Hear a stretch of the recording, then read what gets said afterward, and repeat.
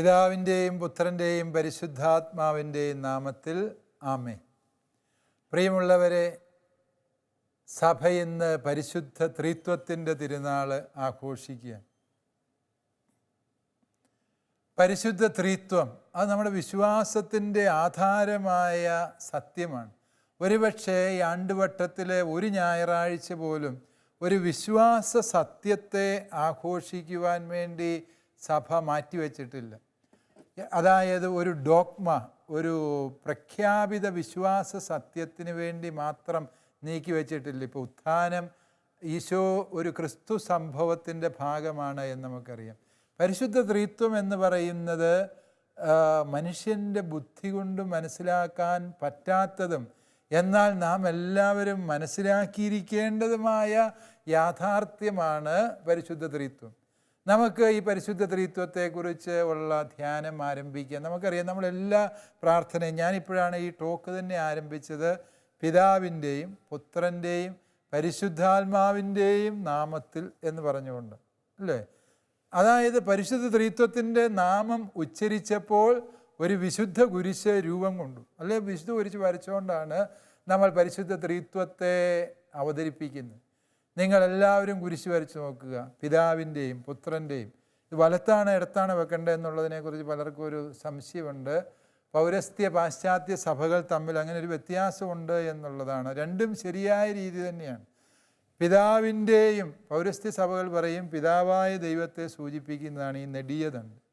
അപ്പോൾ പിതാവിൻ്റെയും എന്ന് പറയുമ്പോൾ രണ്ടും വരയ്ക്കുന്നു.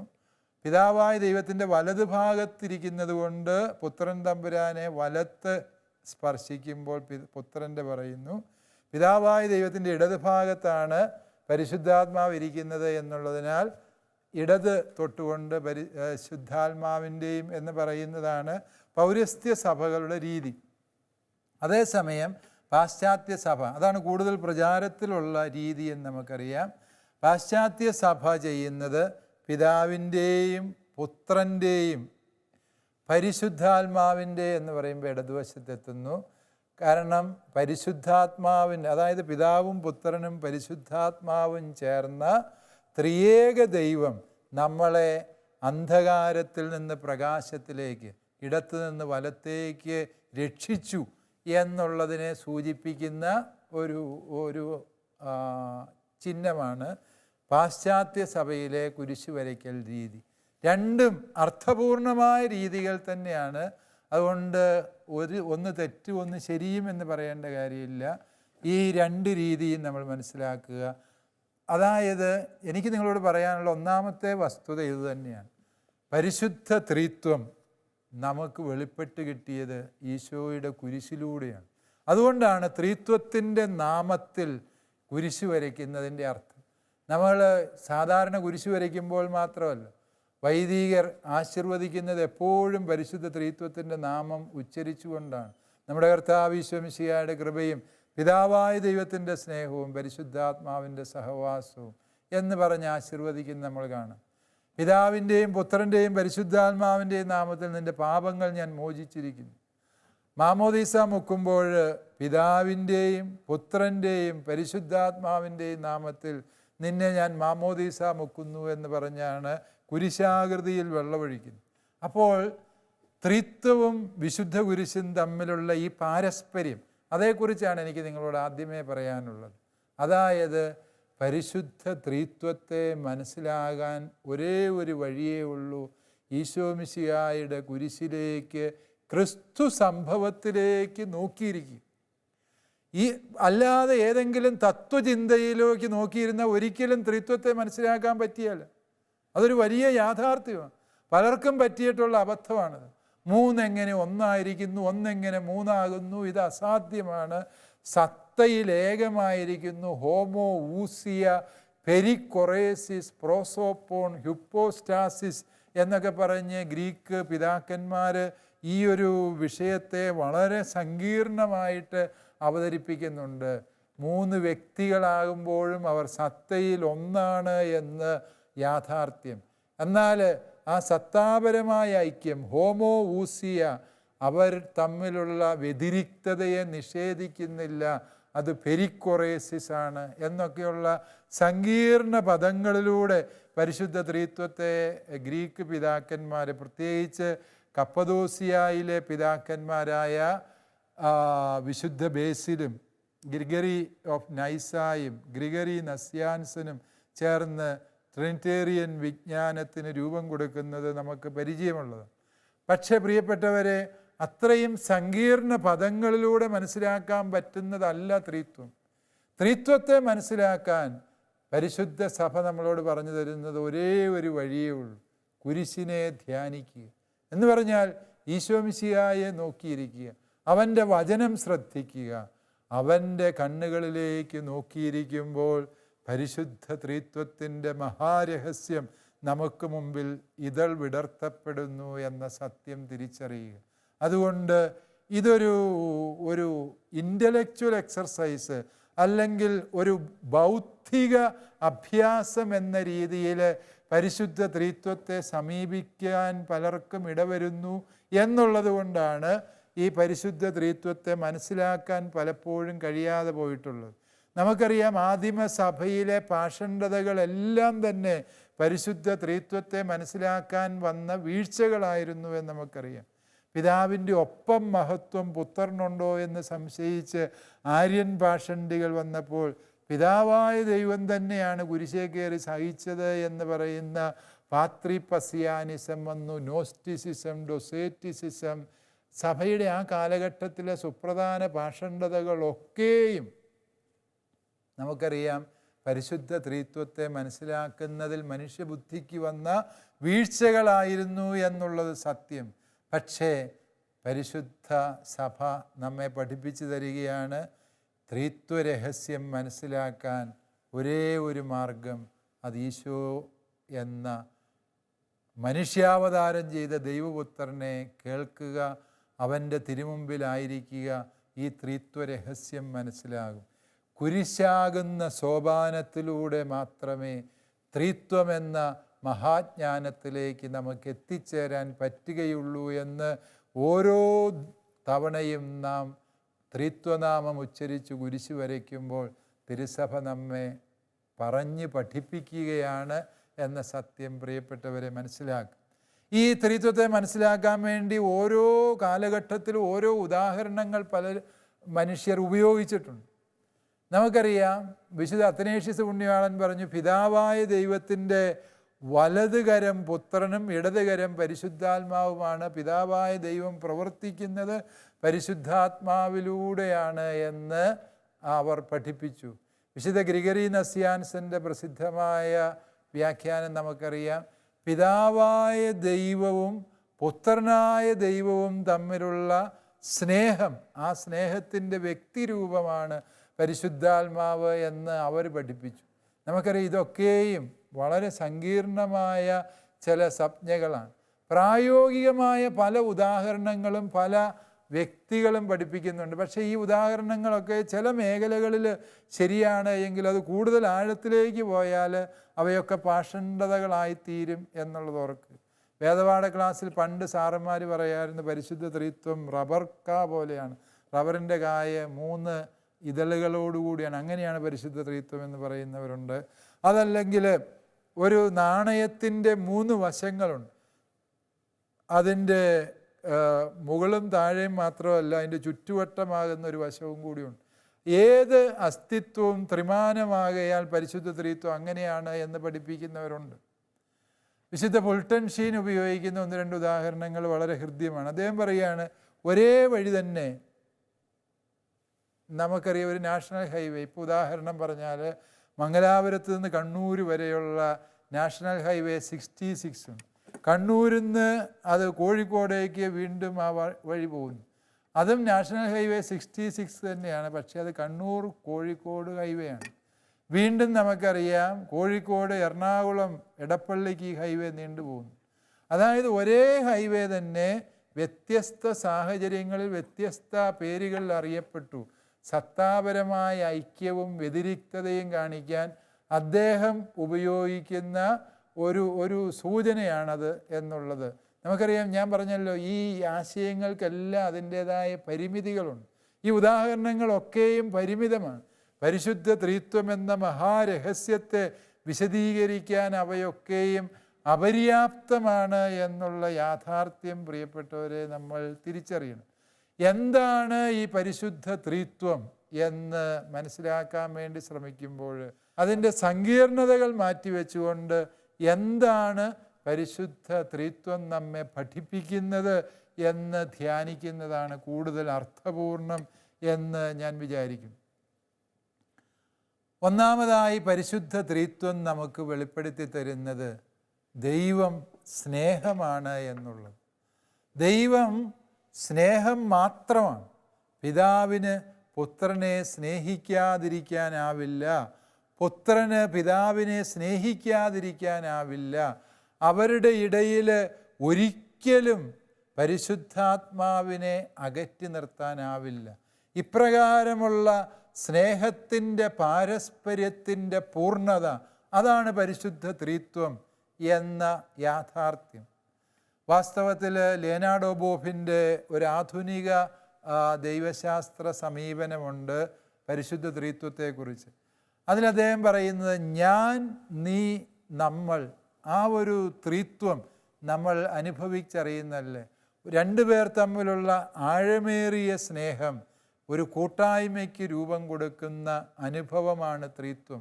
സത്യത്തിൽ പരിശുദ്ധ ത്രിത്വം നമുക്ക് തരുന്ന ഒന്നാമത്തെ ഉൾക്കാഴ്ച എന്ന് പറയുന്നത്, എവിടെ കൂട്ടായ്മ ഉണ്ടോ അവിടെ ത്രിത്വാനുഭവമുണ്ട് എന്നതാണ്. കുടുംബം ഒരു ത്രിത്വാനുഭവമാണ്. മാതാപിതാക്കൾ, അപ്പനും അമ്മയും മക്കളും ചേരുന്ന ത്രിത്വമാണ് കുടുംബമെന്ന കൂട്ടായ്മ എന്ന് നമുക്കറിയാം. ഈ അപ്പൻ അമ്മയെ സ്നേഹിക്കുന്നില്ല എങ്കിൽ ആ കൂട്ടായ്മയില്ല. ഈ അമ്മ ഭർത്താവിനെ സ്നേഹിക്കുന്നില്ല എങ്കിൽ അവിടെ കൂട്ടായ്മയില്ല. മാതാപിതാക്കൾ മക്കളെ സ്നേഹിക്കുന്നില്ല എങ്കിൽ അവിടെ കൂട്ടായ്മയില്ല. മാതാപിതാക്കളോട് ധിക്കാരം കാണിക്കുകയും അവരെ അവഗണിക്കുകയും ചെയ്യുന്ന മക്കളാണ് എങ്കിൽ അവിടെ കൂട്ടായ്മയില്ലല്ലോ. പ്രിയപ്പെട്ടവരെ, നാം തിരിച്ചറിയുക, പരിശുദ്ധ ത്രിത്വം തരുന്ന ഒന്നാമത്തെ പാഠം കൂട്ടായ്മയുടെ പാഠമാണ്. ഈ കൂട്ടായ്മയുടെ പാഠം ആരെല്ലാം അവഗണിക്കുന്നുവോ അവർ ത്രിത്വൈക ദൈവത്തിൻ്റെ സഹവാസം നഷ്ടപ്പെട്ടവരാണ് എന്ന് നാം തിരിച്ചറിയേണ്ടതുണ്ട്.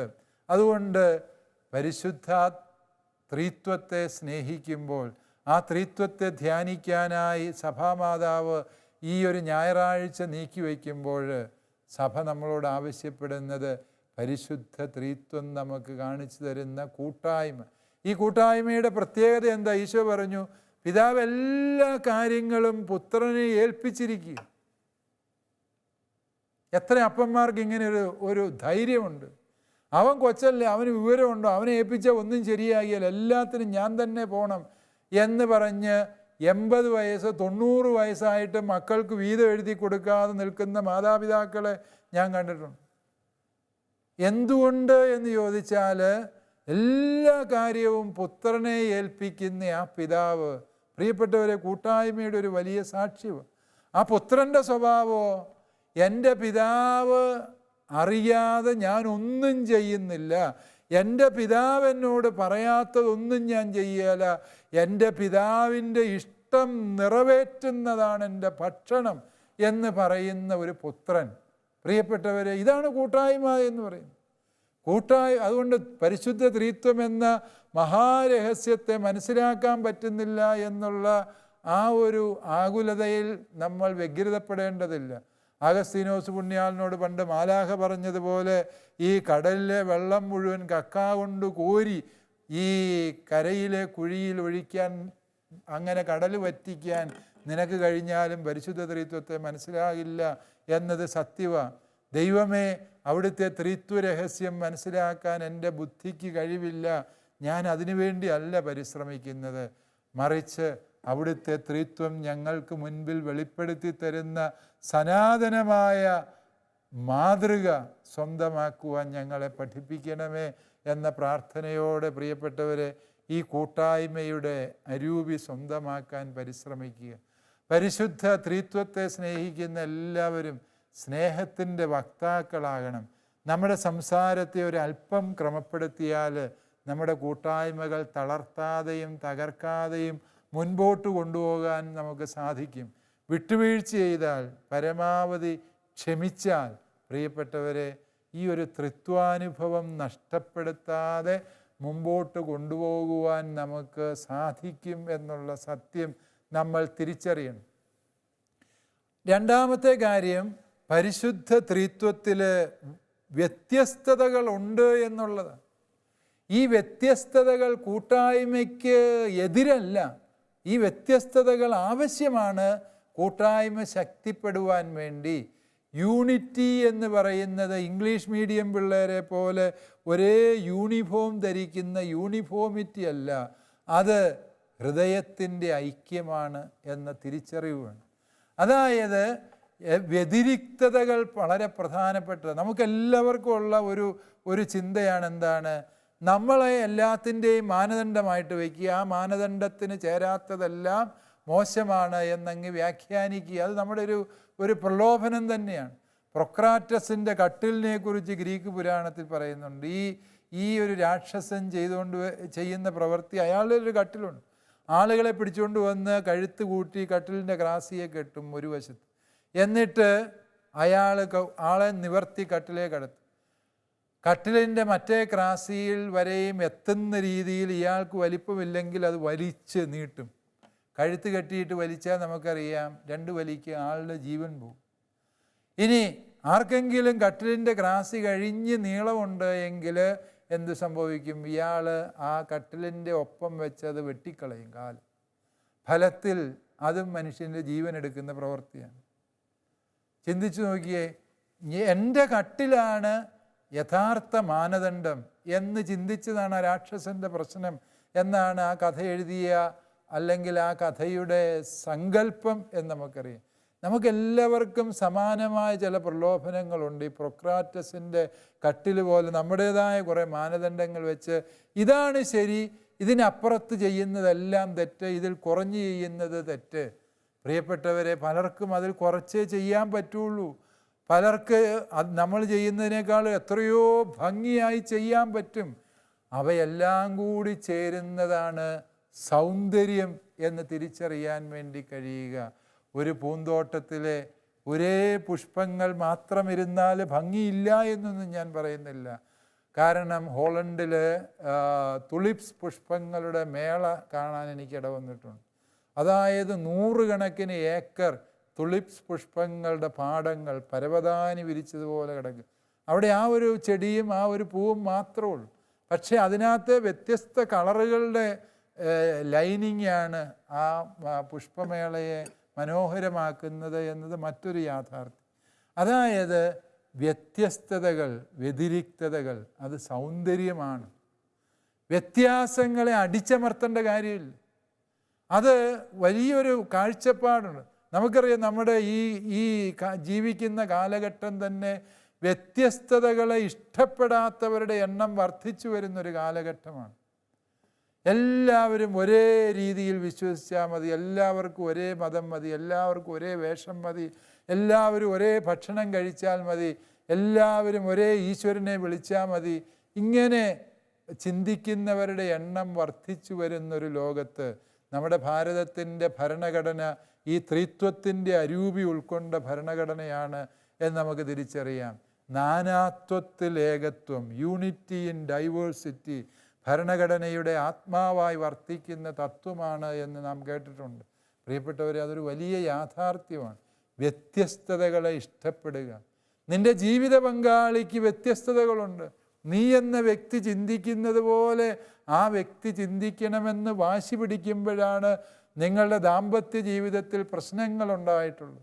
ഞാൻ ചിന്തിക്കുന്നതും ഞാൻ വരച്ചതുമായ വരയ്ക്ക് അപ്പുറത്തേക്ക് എൻ്റെ മകനോ മകളോ ഒരു കാലെടുത്ത് വെച്ചാൽ ഞാൻ കലഹിക്കുന്നത് എന്തുകൊണ്ട് എന്ന് ചോദിച്ചാൽ, ആ മകനെന്ന മകളെന്ന വ്യക്തിയുടെ വ്യത്യസ്തതയെ, ചിന്തകളിലെ വൈവിധ്യങ്ങളെ ഉൾക്കൊള്ളാൻ നമുക്ക് കഴിയാതെ പോകുന്നത് കൊണ്ടല്ലേ പ്രിയപ്പെട്ടവരെ? വ്യത്യസ്തതകളെ ഇഷ്ടപ്പെടുക, അത് പരിശുദ്ധ ത്രിത്വത്തിൻ്റെ ചൈതന്യമാണ്.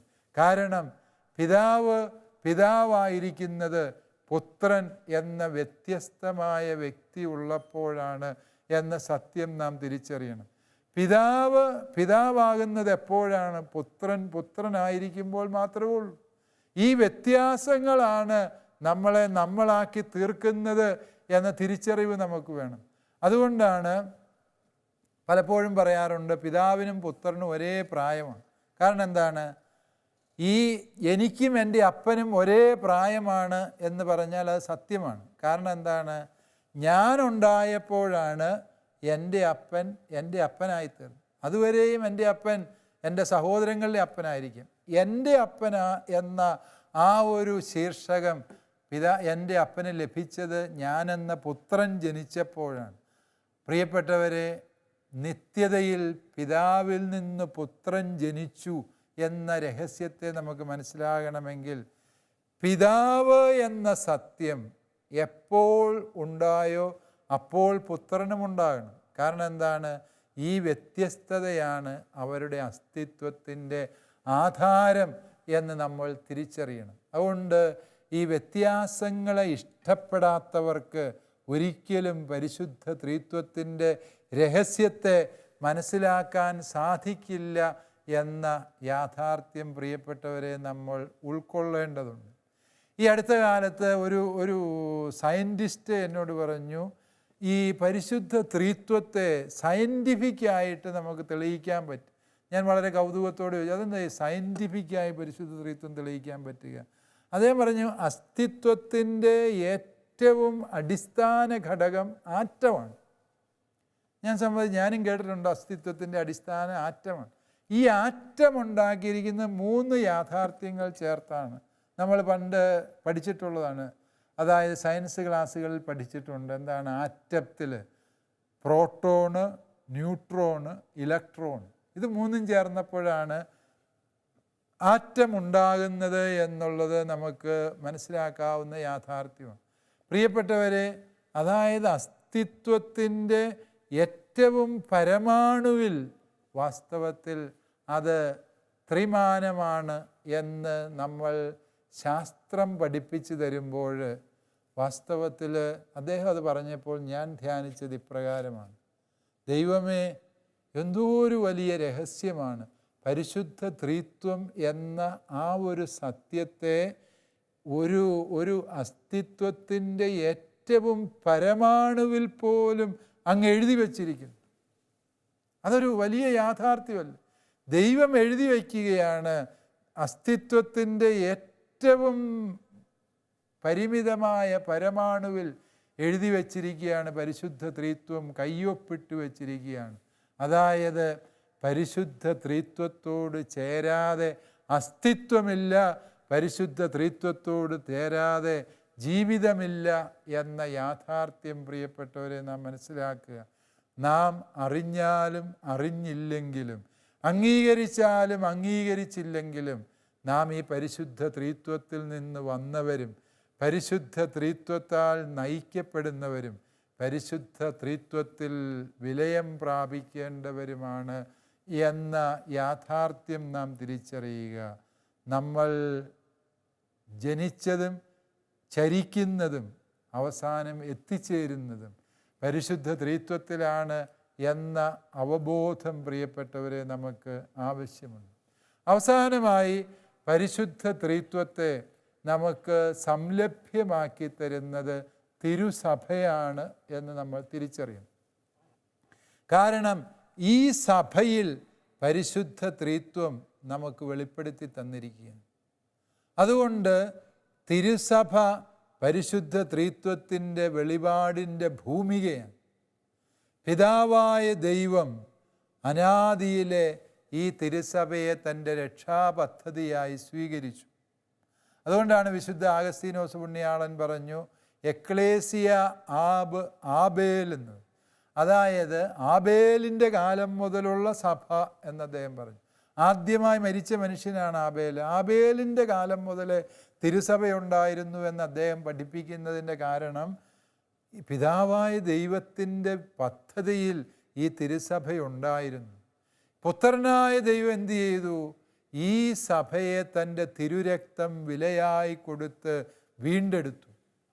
പരിശുദ്ധാത്മാവായ ദൈവമാകട്ടെ ഈ തിരുസഭയെ അനുസ്യൂതം മുന്നോട്ട് നയിക്കുന്നു, തൻ്റെ വരദാനങ്ങൾ കൊണ്ട് ശക്തിപ്പെടുത്തുന്നു. പരിശുദ്ധാത്മാവായ ദൈവത്തിൻ്റെ വരങ്ങൾ, ദാനങ്ങൾ, അതിനെക്കുറിച്ചൊക്കെ നമുക്ക് വലിയ ആഗ്രഹങ്ങളുണ്ട്. പലരും പലപ്പോഴും പങ്കുവയ്ക്കാറുണ്ട്. ഭാഷാവരം കിട്ടിയ നല്ലതാണ്, പ്രവചനവരം കിട്ടിയാലും നല്ലതായിരുന്നു, രോഗശാന്തി വരം ഉണ്ട് നല്ലതായിരുന്നു. എല്ലാം നല്ല വരങ്ങളാണ്. ഉത്കൃഷ്ടമായ ദാനങ്ങൾക്ക് വേണ്ടി തീഷ്ണതയോടെ അഭിലഷിച്ചു കൊള്ളാൻ അപ്പോസ്തലൻ നമുക്ക് അനുവാദം തന്നിട്ടുണ്ട്. അതുകൊണ്ട് ഏത് വരങ്ങൾക്ക് വേണ്ടിയും പ്രാർത്ഥിക്കാം, ആഗ്രഹിക്കാം. പക്ഷേ പ്രിയപ്പെട്ടവരെ, ഈ വരങ്ങൾ പോലെ തന്നെ പ്രധാനപ്പെട്ടതാണ് പരിശുദ്ധാത്മാവിൻ്റെ ഫലങ്ങൾ. ഏതാണ്? സ്നേഹം, ദയ, നന്മ, വിശ്വസ്തത, ആത്മസംയമനം.